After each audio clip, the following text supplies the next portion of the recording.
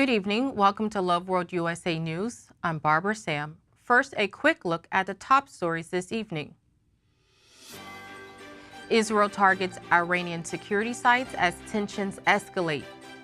Supreme Court sides with nuclear regulators, rejects Texas suit over waste site.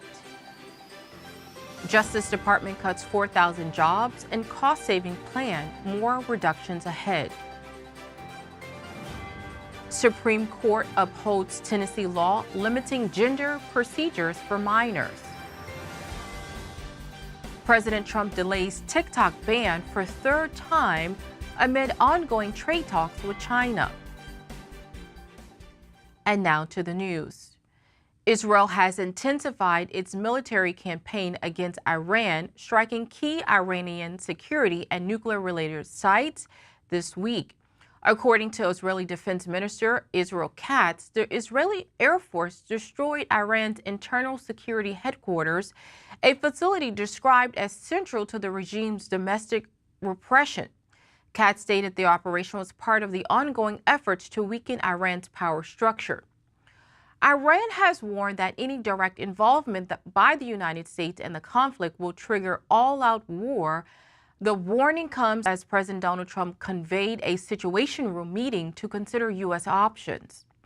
Trump stated he has delivered an ultimatum to Iran and has not ruled out American military action in support of Israel. The conflict escalated following Iranian airstrikes and increased tensions over Tehran's nuclear ambitions. Iranian officials have rejected calls to halt uranium enrichment, insisting the program is for peaceful purposes. Supreme Leader Ayatollah Ali Khamenei stated Iran will not accept what he described as imposed peace. The U.S. Embassy in Jerusalem remains closed through Friday as a precaution. American citizens in Israel have been advised to register for possible evacuation flights or cruises. 2 U.S. aircraft carriers are currently stationed en route to the Middle East, although one has been redirected to European command for now. Let's take a look. Iran's Supreme Leader, Ayatollah Ali Khamenei, rejected U.S. President Donald Trump's demand for unconditional surrender on Wednesday.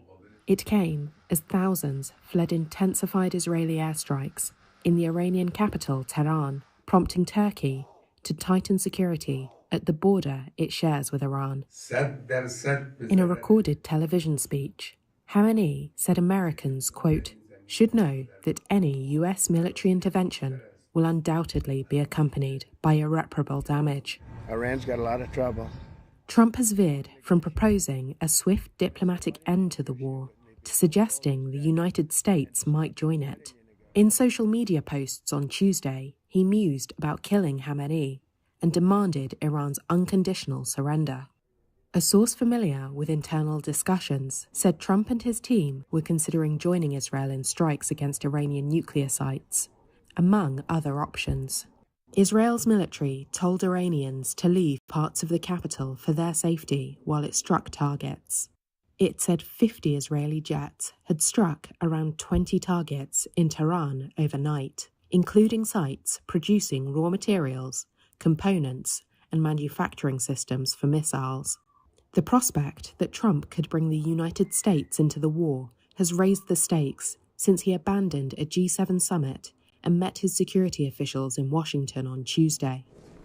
Iran's ambassador to the United Nations in Geneva, Ali Bahraini, told a news conference he already saw the US as complicit in what Israel is doing. If we come to the conclusion that the United States is directly involved in attacks against Iran, we will start responding to the United States. Iran has been exploring options for leverage, including veiled threats to restrict access to the Gulf through the Strait of Hormuz, the world's most important shipping artery for oil. Tehran has in the past threatened to close the strait, but has never followed through. While inside Iran, the biggest attacks since the war with Iraq in the 1980s have wiped out an echelon of senior leadership. Authorities have allowed fewer images of destruction to circulate than in the early days of the bombing, and a ban on filming by the public has been imposed. In Israel, sirens rang out, warning people of Iranian retaliatory missile strikes. At Ramat Gan city train station, east of Tel Aviv, people were lying on city-supplied mattresses, lined along the floor.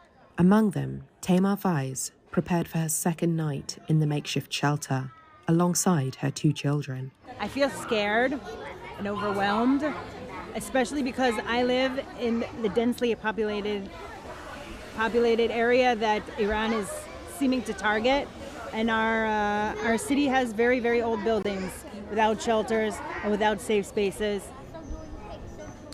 The Supreme Court has ruled a 6-3 against Texas in a case involving a federal license allowing a private company to store nuclear waste in the state. The justices concluded that Texas and landowners lack the legal standing to challenge the Nuclear Regulatory Commission's decision because they did not formally intervene during the licensing process. Writing for the majority in NRC versus Texas, Justice Brett Kavanaugh said that under the Hobbs Act, judicial review is only available to parties that participated in the agency's proceedings, as neither Texas nor the land developer Fasken did. The court ordered lower courts to dismiss the suit. Justices Neil Gorsuch, Clarence Thomas, and Samuel Alito dissented. The license in question allows interim storage partners to store up to 40,000 metric tons of spent nuclear fuel in Andrews County, Texas. State officials and landowners argue the storage site poses risks to the Permian Basin's oil-rich land, but failed to become parties in the initial regulatory proceedings. The court did not rule on the broader question of whether the federal government has the authority to license private off-site nuclear waste storage. However, it left open the possibility that the Commission's interpretation of that authority could be correct without formally resolving the issue. Let's take a look. The Supreme Court ruling will restart plans to store nuclear waste in rural Texas and New Mexico. The justices reversed an appeals court ruling that invalidated the license for a nuclear waste site in southwest Texas. This will clear the way for a similar facility in New Mexico. The licenses will allow companies to operate the facilities for 40 years, with the option to renew for another 40 years. Republican Texas Governor Greg Abbott and Democratic New Mexico Governor Michelle Lujan Grisham both oppose the facilities. President Donald Trump's administration has implemented a federal workforce reduction at the Justice Department that has resulted in 4,000 employees leaving their posts under a voluntary resignation program. The downsizing is projected to save $470 million and is part of a broader restructuring aimed at improving efficiency. The Justice Department's internal budget summary outlines additional planned cuts, including the elimination of 1,500 FBI positions, over 700 of which are currently vacant. Leadership described the move as a right-sizing effort to focus resources on key priorities like border security, combating transnational crime, and national defense. The restructuring includes plans to shut down the Community Relations Service, a unit established during the Civil Rights era to handle racial and ethnic conflict resolution. Critics argue the closure and broader cuts could reduce institutional knowledge and harm federal law enforcement capabilities in the long term. Congress must still approve the department's budget and propose staff reductions. In testimony and internal memos, officials have emphasized relocating positions to FBI field offices across the country, while some former employees warn that changes may accelerate retirement and weaken national security readiness. Watch this.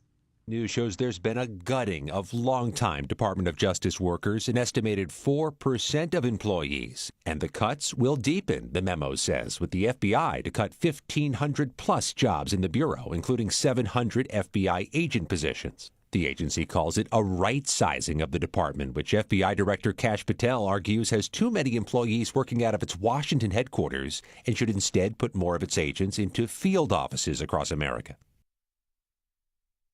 The news will be back after this break. Money is the sign of shortage. Money is not the sign of blessing, it is the sign of shortage. Money is not the evidence of blessing. It is the evidence of shortage. It is the evidence of lack. I know nobody ever told you that. So you better listen to me now. I walk in absolute prosperity. So I can tell you, money is not the sign of prosperity. It's a sign of lack. It's a game that defines the classification of people. Once you are able to see beyond it and understand what God's plan is and who you are not controlled by money. Money becomes your slave. Somebody said, I wish I heard what Pastor just said in the month of May. Month of blessing, I would have applied it. You still have time. We carry all the blessings of the previous month into the new ones. That's what we do. Never let the thought of money control your attitude.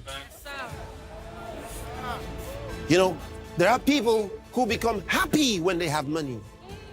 And when they don't have it, you can tell. You just look at them, you can tell. You can tell they're broken down. Money's their master. They're worshiping the God of Mammon. When you are delivered from that, or when you've not been enslaved by that, you don't know when you've had money and when you've not had money, because you don't operate with those numbers. La korabakasaya, rabakandalobosia. Are you still there? Welcome back. The U.S. Supreme Court has ruled in 6-3 in favor of Tennessee's 2023 law that prohibits gender-related medical treatments for minors. In U.S. versus Skimmer, the justices found the law did not violate the 14th Amendment's Equal Protection Clause. The decision upholds restrictions on puberty blockers and hormone therapy for individuals under 18 who identified as transgender.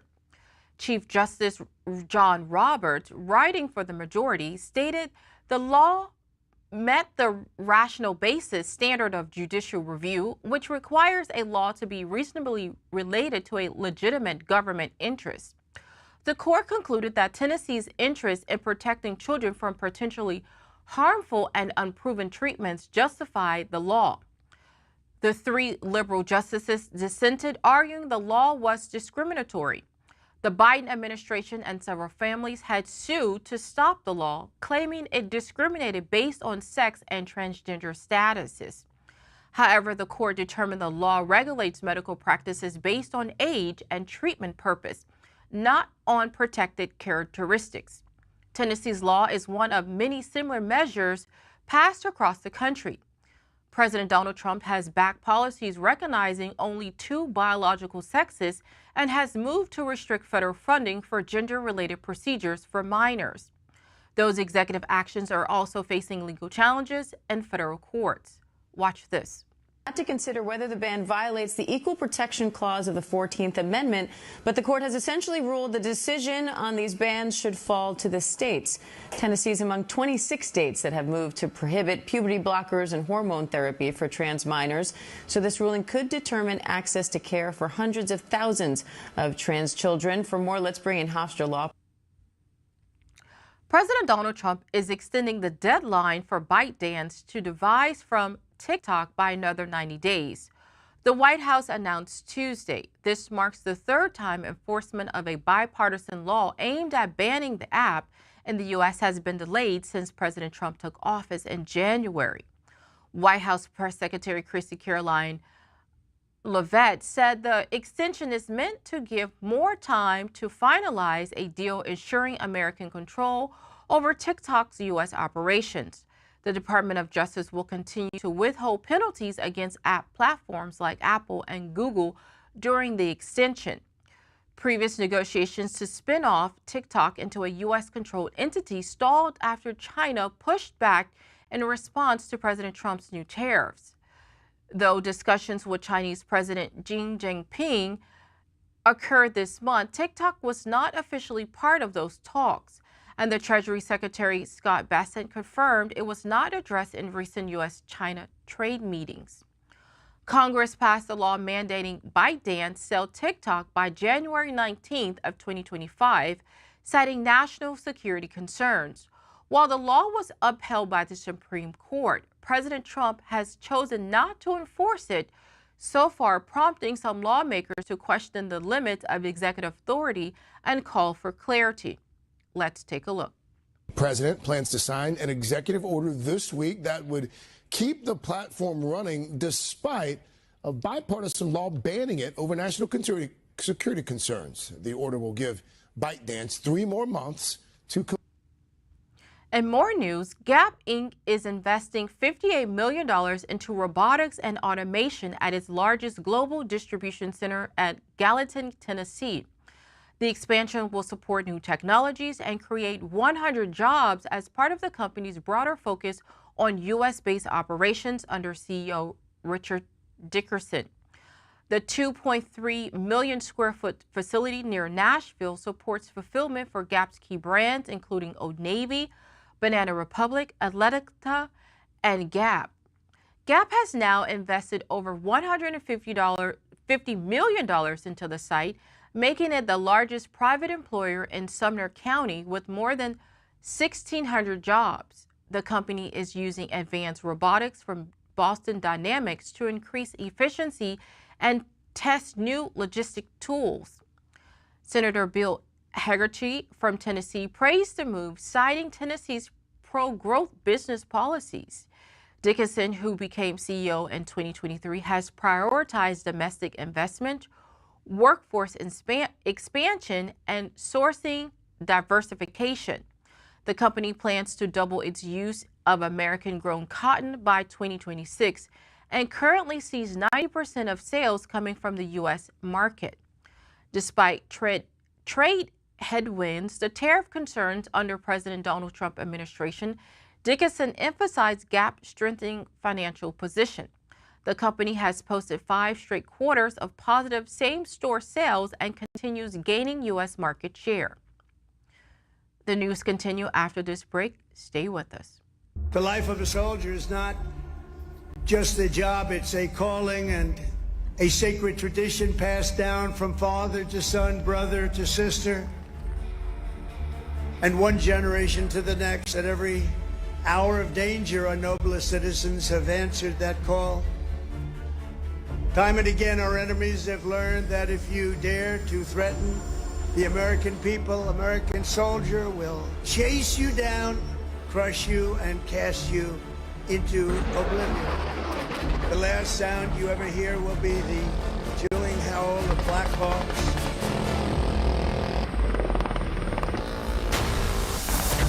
Thunderous boom of artillery fire.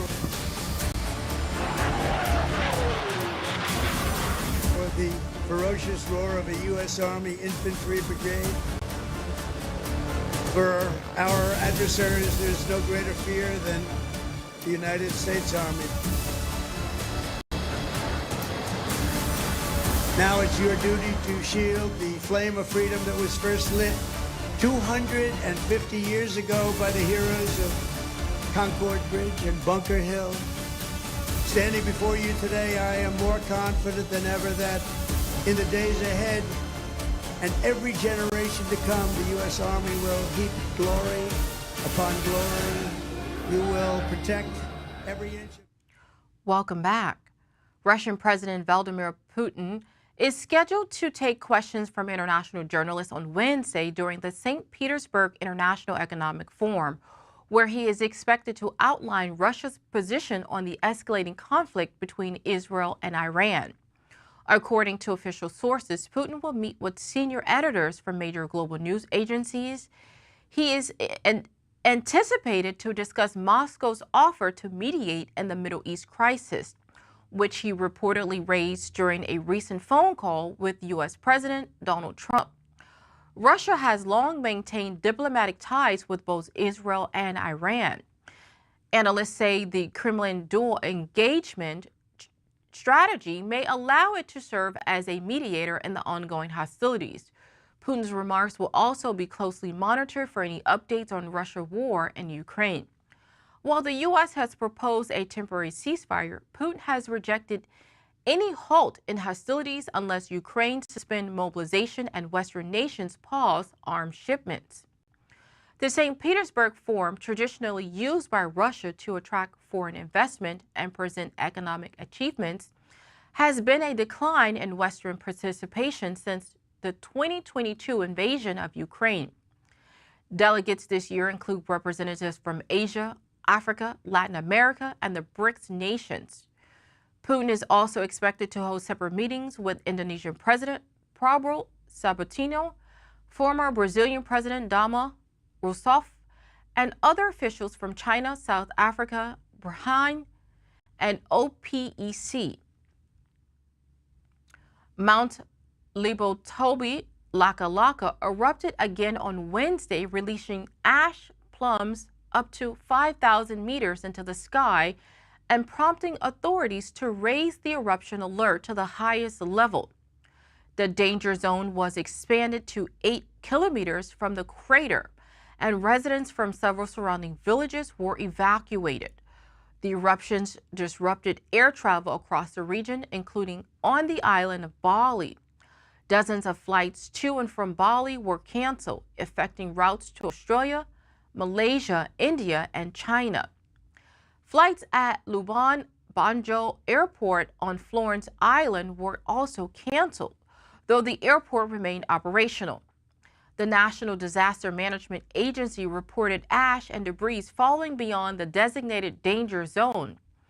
Villages including Buru, Hiwa, Watopiku, and other parts of Ilo Brolo sub-districts were affected.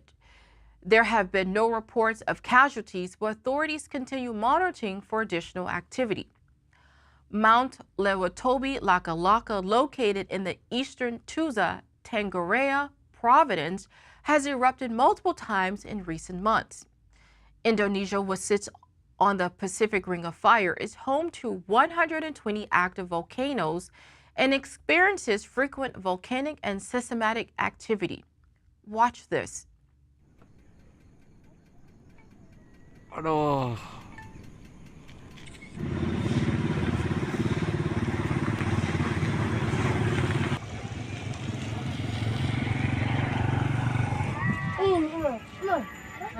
Yesterday afternoon, when the volcano erupted, we were on our front lawn. But then the stones started raining down on us and we ran to Hikong. Then, when it finally subsided, we returned here. The latest condition we know as of this morning is eruptions are still occurring, and the impacts of these eruptions include ashfall with stones, which affected main road access between the East Flores and the Sika regencies. We are working as fast as possible to clear this up. Just before we end the news, a quick look at tomorrow's weather forecast.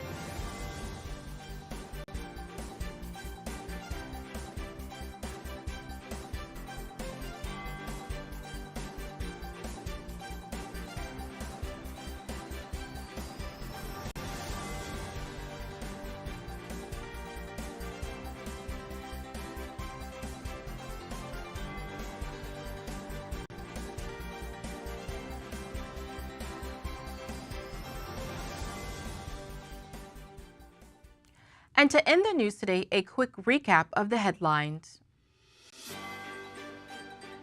Israel targets Iranian security sites as tensions escalate.